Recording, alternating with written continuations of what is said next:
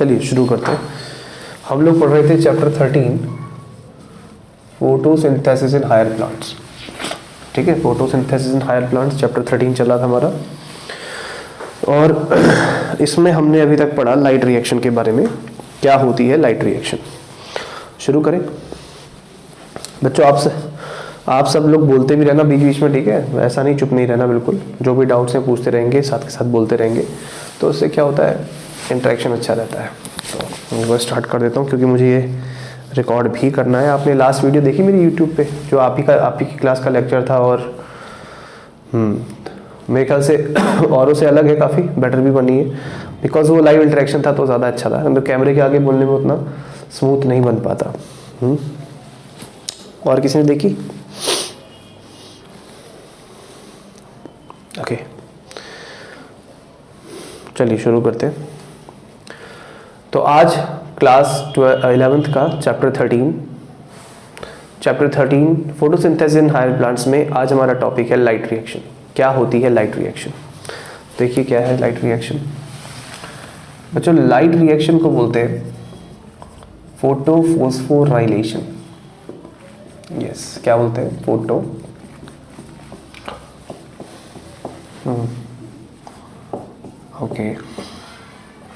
Photophosphorylation, यानी कि sunlight से एटीपी क्रिएट करना, एनर्जी फॉस्फेट बनाना, इसको बोलते हैं लाइट रिएक्शन। देखिए इसमें वर्ड में अगर ध्यान से देखेंगे तो काफ़ी अलग अलग चीज़ें हैं जिनसे मिलकर ये पूरा प्रॉपर वर्ड बना है। तो मैं अलग अलग कलर का यूज़ करता हूँ जिससे आपको डाउट्स क्लियर हो जाएंगे। सबसे पहला वर्ड है इसमें फोटो। तो फोटो का मतलब हो गया लाइट। सेकंड चीज़ इसमें है फॉस्फो, यानी कि फॉस्फेट, एटीपी का सिंथेसिस हो रहा है, यानी डीपीएच का हो रहा है। और तीसरी चीज़ है राइलेशन। राइलेशन का मतलब होता है सिंथेसिस।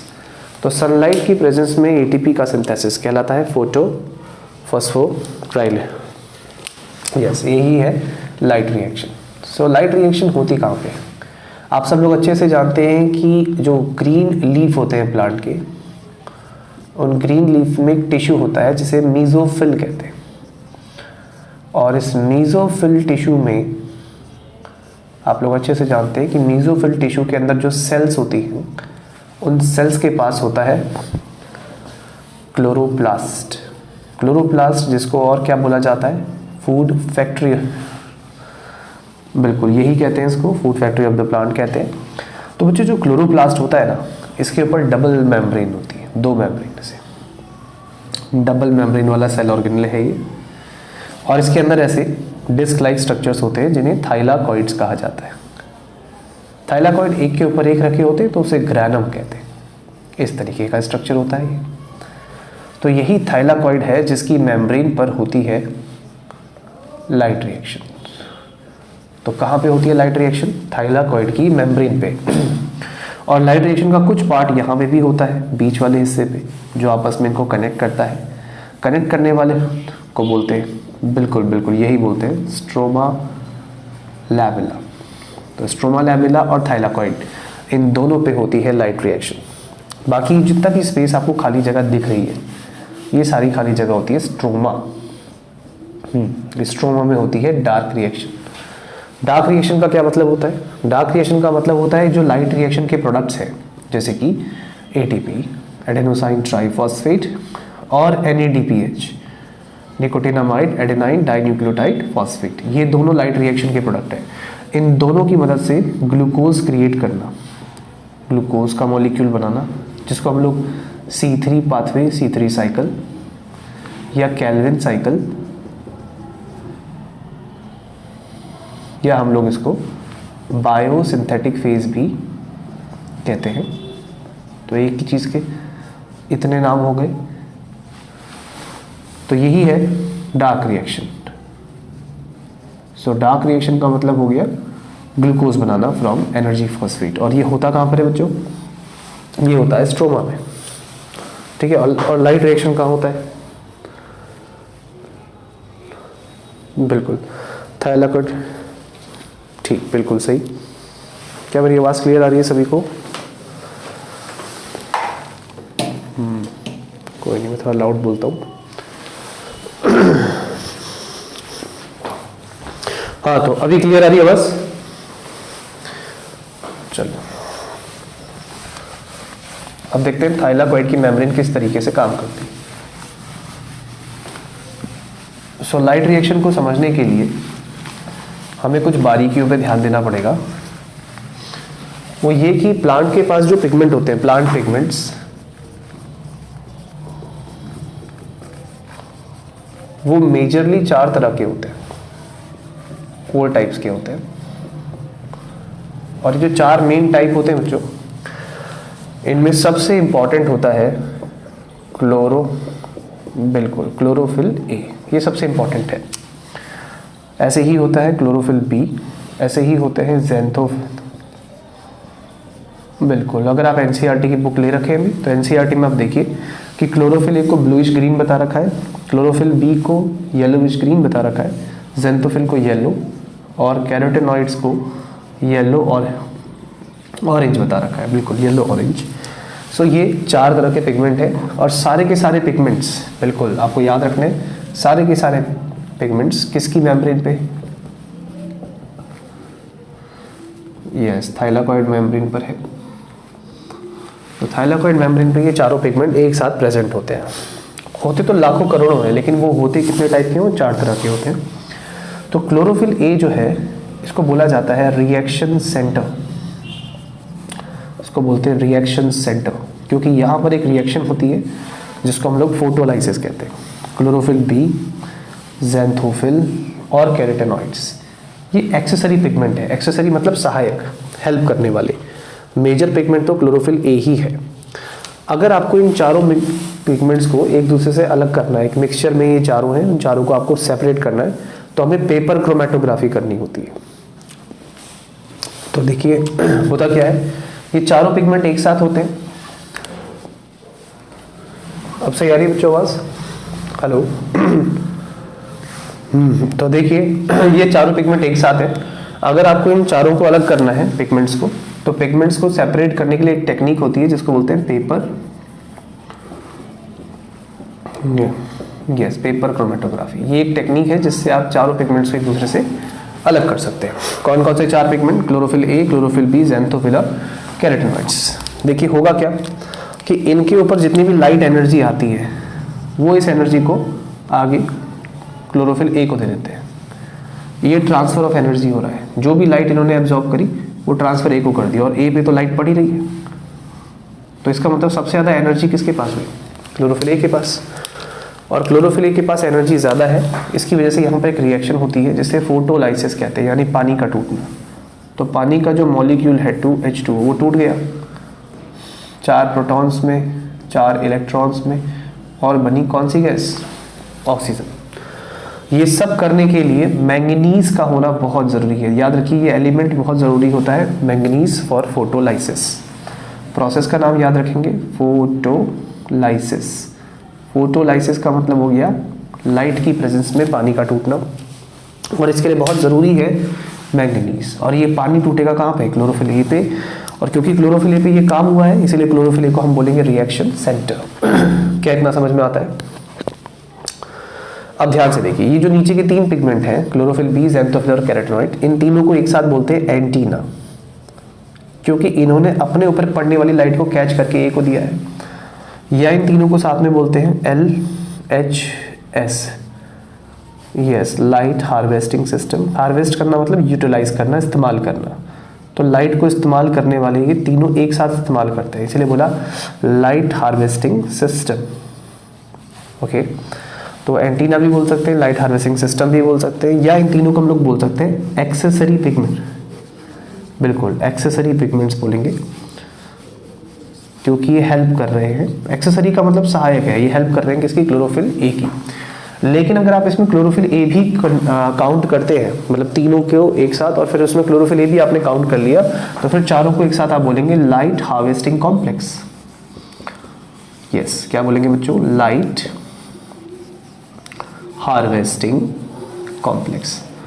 इसमें चारों पिगमेंट एक साथ काउंट किए जाएंगे। कौन कौन से चारों? दोबारा से देखिए, chlorophyll A, chlorophyll B, xanthophyll और कैरोटेनॉइड्स। क्या ये सिर्फ 4 होते हैं? नहीं, ये 4 टाइप्स के होते तो ये लाखों करोड़ों है, मिलियंस ऑफ पिगमेंट्स। ये जो थाइलाकॉइड होता है इसकी मेम्ब्रेन पे कई मिलियंस की तादाद में पिगमेंट्स होते हैं, बहुत सारे। लेकिन वो जितने भी होते हैं उनकी वैरायटी कितनी होती है? उनकी वैरायटी होती है 4। और जब इस पर लाइट पड़ती है यहाँ पे, तो इस थाइलाकॉइड की मेम्ब्रेन के अंदर वाली साइड यानी अंदर की तरफ पानी टूट जाता है। पानी के टूटने को हम लोग फोटोलाइसिस कहते हैं, जिससे प्रोटॉन्स बनते हैं, इलेक्ट्रॉन्स बनते हैं और बनती है ऑक्सीजन। ऑक्सीजन बाहर आ जाती है और एटमॉस्फेयर में डिफ्यूज हो जाती है।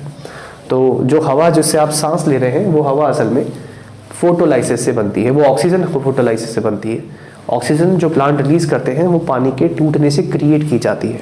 इस प्रोसेस को कहते हैं फोटोलाइसिस। क्या ये समझ में आता है आपको? चलिए रब कर दो इसको। हाँ, वैराइटीज होती हैं क्लोरोफिल ए की भी। कर दो बच्चों, रब कर दो।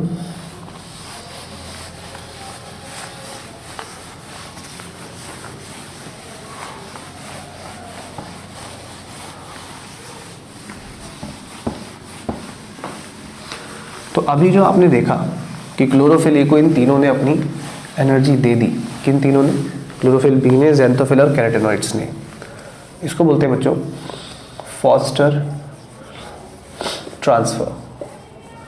इसको फॉस्टर ट्रांसफर या फॉस्टर ट्रांसफर तो कहते ही हैं, और इसको बोलते हैं इंडक्टिव रेजोनेंस। इंडक्टिव रेजोनेंस, ठीक है, याद रखिए, फॉस्टर ट्रांसफर या इंडक्टिव रेजोनेंस। इसका मतलब क्या है कि जो क्लोरोफिल ए है वो एनर्जी ले लेगा अपने बाकी के एक्सेसरी पिगमेंट से। तो जितने भी एक्सेसरी पिगमेंट इसको सराउंड करेंगे, किसको? क्लोरोफिल ए को, ये उन सब पे पड़ने वाली एनर्जी को रिसीव करेगा। कौन रिसीव करेगा? क्लोरोफिल ए रिसीव करेगा। और क्लोरोफिल ए का इस तरीके से एनर्जी रिसीव करना कहलाता है फॉस्टर ट्रांसफर। इस तरीके से देखिए, जो एनर्जी स्पेस पे इस तरीके से आएगी या डायरेक्ट इससे इस पे चली जाएगी। सो इसका मतलब एनर्जी का लेवल कहाँ ज़्यादा होगा बच्चों? Chlorophyll A. हाँ, और इस ट्रांसफर को क्या कहते हैं? फॉस्टर ट्रांसफर या इंडक्टिव। ले लो स्क्रीनशॉट, ले लो इसका। हो गया?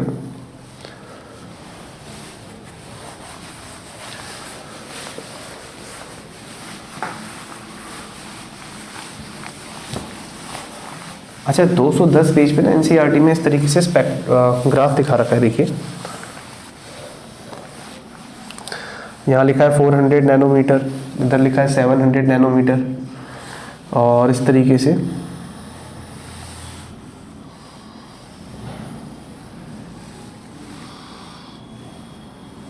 इस तरह का ग्राफ अगर आपको दिख रहा होगा तो इस ग्राफ में एक चीज़ क्लियर नज़र आती है कि प्लांट ब्लू रीजन का इस्तेमाल पूरा कर रहे हैं, प्लांट रेड रीजन का भी इस्तेमाल कर रहे हैं, लेकिन प्लांट जो बीच का ग्रीन रीजन है उसका इस्तेमाल फोटोसिंथेसिस के लिए नहीं कर रहे, क्योंकि ये एब्जॉर्प्शन स्पेक्ट्रम है ना। इसमें आप देख रहे हैं कि क्लोरोफिल ए कितनी लाइट एब्जॉर्ब कर रहा है,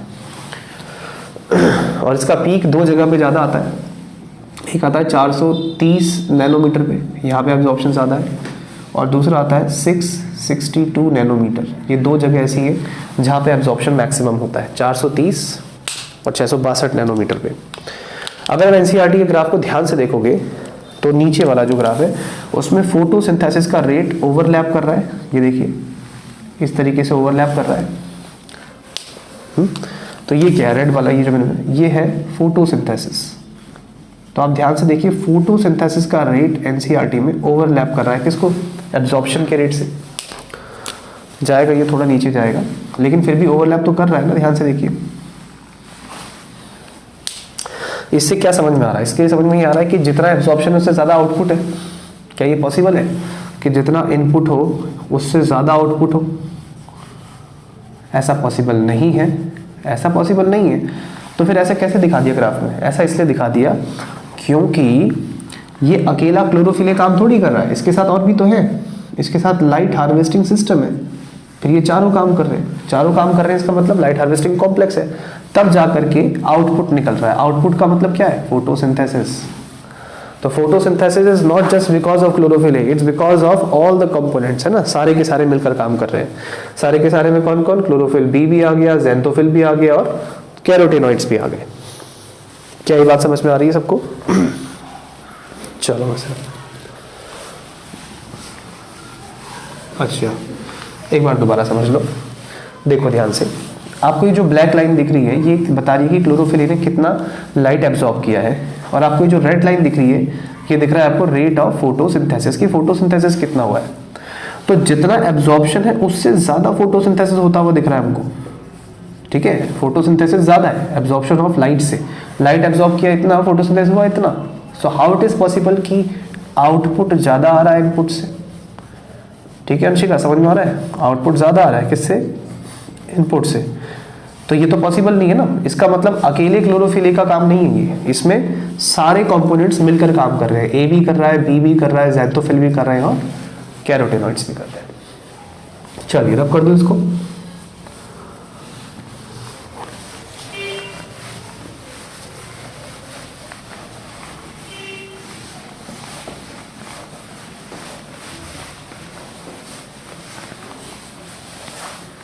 अब देखते हैं फोटो सिस्टम। भाई हमारे पास ऑर्गन सिस्टम होता है, आपको पता है अच्छे से, हमारे काफ़ी सारे ऑर्गन्स मिलकर काम करते हैं। So we have organ system. ऐसे ही सनलाइट को यूज़ करने के लिए जितने भी कंपोनेंट्स एक साथ मिलकर काम करते हैं उन सबको एक साथ बोलते हैं फोटो सिस्टम। तो फोटो सिस्टम में दो चीज़ें होती हैं, एक होता है इलेक्ट्रॉन एक्सेप्टर और नीचे होता है लाइट हार्वेस्टिंग कॉम्प्लेक्स। नीचे वाला है यहाँ पे जैसे P680 हो सकता है, P700 हो सकता है। एक्चुअली ये जो लाइट हार्वेस्टिंग कॉम्प्लेक्स होते हैं ना बच्चों, ये दो तरह के होते हैं। अभी मैं आपको बता रहा था ना कि 4 कंपोनेंट एक साथ होते हैं लाइट हार्वेस्टिंग कॉम्प्लेक्स, तो ये भी दो तरह के होते हैं। एक होता है P680 और एक होता है P700। इसका क्या मतलब है? इसका मतलब ये है कि इसमें भी चारों पिगमेंट हैं, क्लोरोफिल ए, बी, ज़ैंथोफिल और कैरोटीन, इसमें भी चारों है। तो डिफरेंस ये है कि ये 680 नैनोमीटर तक की लाइट को यूज कर सकता है। मोनोक्रोमेटिक लाइट जानते हैं आप? मोनो का मतलब होता है एक, क्रोम का मतलब होता है कलर, और कलर क्या रिप्रेजेंट करता है? वेवलेंथ। तो ऐसी लाइट जिसकी वेवलेंथ एक ही हो, है ना। अब जैसे सन की वाइट लाइट आ रही है, तो सन की जो वाइट लाइट आ रही है उसमें तो 7 रंग है, उसमें वाइट मतलब वाइट लाइट का मतलब क्या है? All 7 colours. तो ये तो वाइड रेंज हो गया। लेकिन अगर मैं एक पर्टिकुलर वेवलेंथ की लाइट दे रहा हूँ, जैसे पर्टिकुलरली 640 नैनोमीटर, तो 640 नैनोमीटर की लाइट पे ये दोनों काम करेंगे, ठीक है। क्योंकि इन दोनों की रेंज जो शुरू होती है वो 400 से शुरू होती है। भाई सनलाइट जो विजिबल वाली है वो 400 से 700 नैनोमीटर की है जिसको प्लांट यूज करते हैं। तो इसका मतलब ये हो गया कि 650 नैनोमीटर की लाइट आएगी तो दोनों काम करेंगे। 670 पे ये दोनों काम करेंगे। मान लो 670 नैनोमीटर की लाइट दी, आपने 680 नैनोमीटर की लाइट दी तो भी दोनों काम करेंगे, ठीक है। लेकिन अगर लाइट हो गई 685 नैनोमीटर की, 685, तो ये काम नहीं करेगा। कौन काम करेगा? सिर्फ P700।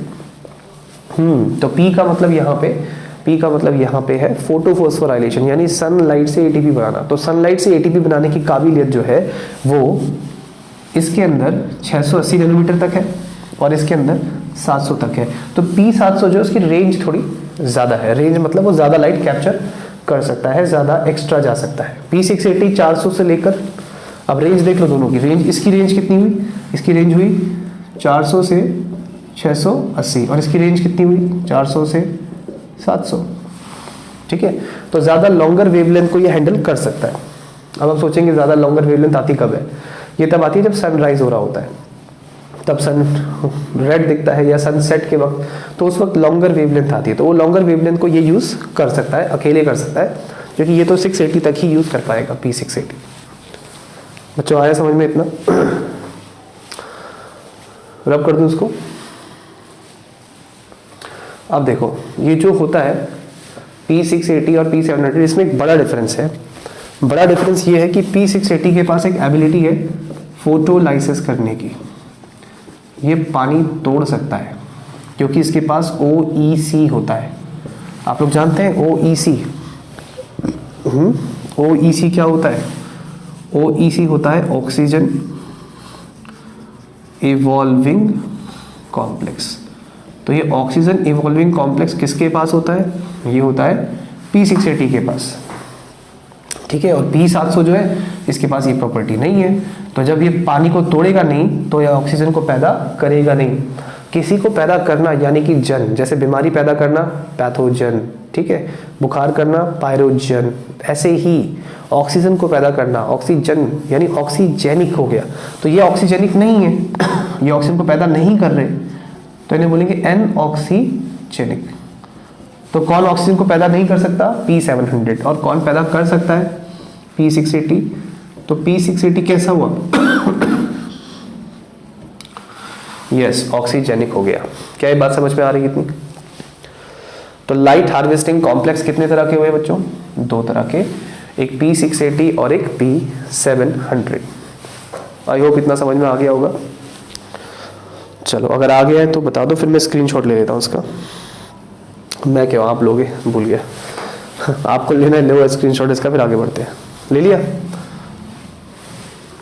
अब देखिए 2 चीज़ें हैं, इलेक्ट्रॉन एक्सेप्टर और लाइट हार्वेस्टिंग कॉम्प्लेक्स। जब ये दोनों चीज़ें एक साथ होती है ना, ये दोनों चीज़ें, तो इन दोनों को एक साथ बोलते हैं फोटो सिस्टम, ठीक है। फोटो सिस्टम क्या होता है? 2 चीज़ों का एक साथ होना, इलेक्ट्रॉन एक्सेप्टर और लाइट हार्वेस्टिंग कॉम्प्लेक्स। अभी जो फोटो सिस्टम होते हैं बच्चों, ये फोटो सिस्टम होते हैं 2 तरह के, 2 तरह के होते हैं फोटो सिस्टम। देखो कैसे 2 तरह के होते हैं।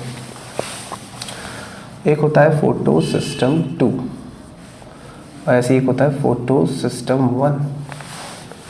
अब एनसीईआरटी ने एक बात कह रखी है कि फोटो सिस्टम 1 और 2 ये जो नाम है ये in the order of their discovery है, कि कौन कब खोजा गया, not in the order of their function.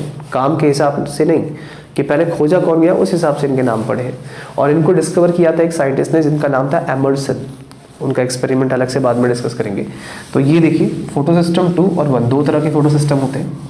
जो फोटो सिस्टम 2 होता है उसमें होता है P680, यानी कि फोटो सिस्टम 2 कैसा है बच्चों? ऑक्सीजेनिक है, ऑक्सीजेनिक है, जो पानी तोड़ सकता है, ये 680 वाला पानी तोड़ देता है। अच्छा, फोटो सिस्टम 1 जो है वो है P700, ये पानी को नहीं तोड़ेगा, तो इसको क्या बोलेंगे? एनऑक्सी, ठीक। तो 2 तरह के फोटो सिस्टम्स होते हैं। क्या इतना क्लियर है? तो फोटो सिस्टम 2 चीज़ों को एक साथ बोलते हैं। कौन सी 2 चीज़ें? Light harvesting complex